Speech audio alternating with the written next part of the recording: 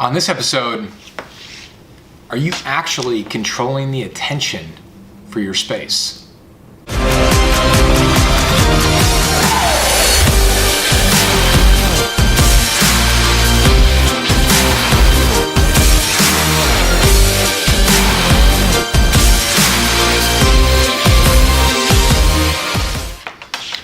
Hey everybody, this is the Quarter Show again, and the thing I want to talk about is are you actually controlling the attention for your space? And I think there's a lot of companies out there that do this really, really well, and we've been talking a lot to our clients and even internally here at Richter about what we really need to do to control the attention in our space. And the thing is, you want to become a dominant player where they think of you for something, right? And so when you look through, and I wrote down a few examples here, but you think about the level of strategy it would take for you to be the only one that's thought of in your space. So for us, we're an agency, we do communication, we do strategy for business-to-business tech-related companies. And when you think about that, you want to put yourself in a position where when the client has work or a strategy in that area, you want them thinking of you. So for us, it's like Richter. Period. That's it. For that area, business to business tech related strategy, communication strategy, we want them thinking of us. And it's the same for you. When you think about your space, are you controlling the attention in your space? So here's a couple of examples. When you look at, let's run through some examples here. When you think of ebooks, Kindle. Okay. When you think of a phone, iPhone. Right. Galaxy, shortly behind it, but definitely iPhone. I think iPhone. When you say action camera, GoPro. when you think of search, Google. where do you go to look up knowledge? Wiki, Google, sometimes YouTube. Okay. When you think of a tablet, iPad. when I say coffee, Starbucks. when you think of an electric car, who comes to mind? Tesla.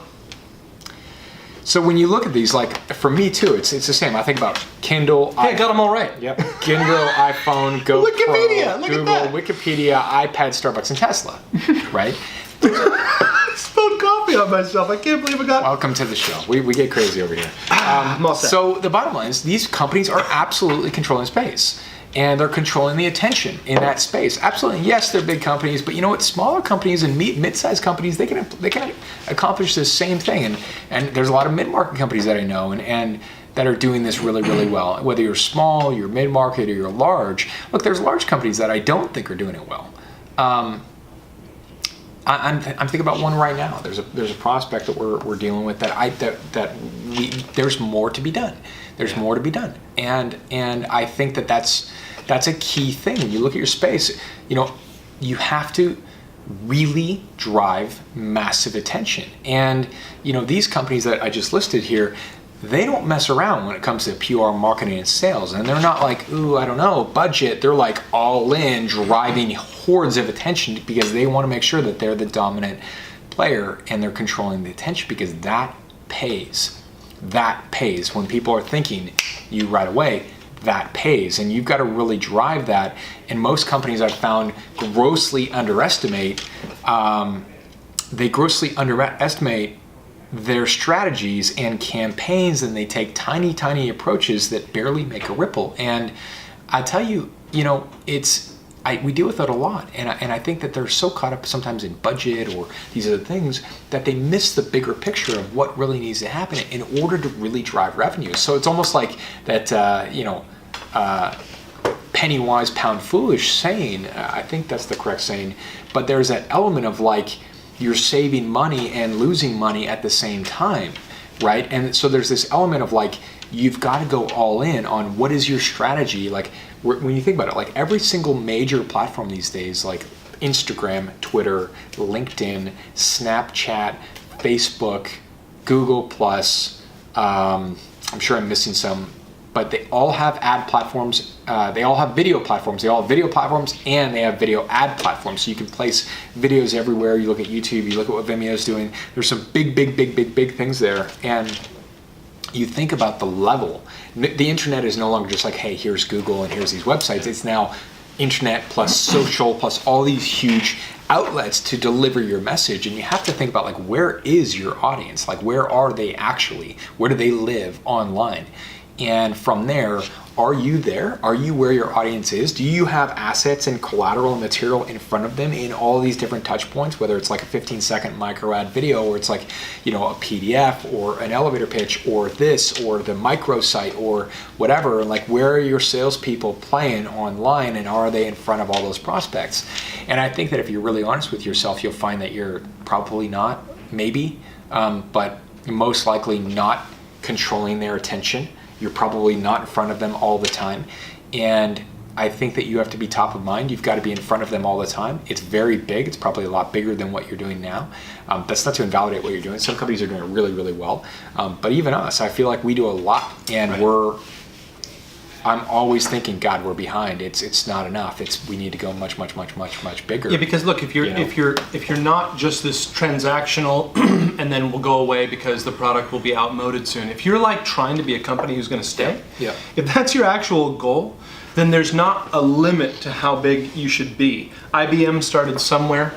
Apple started somewhere. Each of these companies started somewhere. Some of them in garages. Sergey and the other founder of Hewlett Packard, right? They started somewhere, and there's no market that can't be outcompeted and outwon. Some of Richter's targets, some of the folks that we're coming after, they're maybe a little bit bigger than us right now, but it makes no difference. And if you're serious about it, then you have to get really strategic, which Rob will cover in a different video. Super strategic, and you have to really go after your space. Yeah. If you're not, then don't, and you're going to be packing up. You can close your doors soon is the problem. So if you're serious about it, you have to go after your market and become the person that people think of. Yeah, because you're driving expansion or you're getting contraction, right? Like one of the two. I think.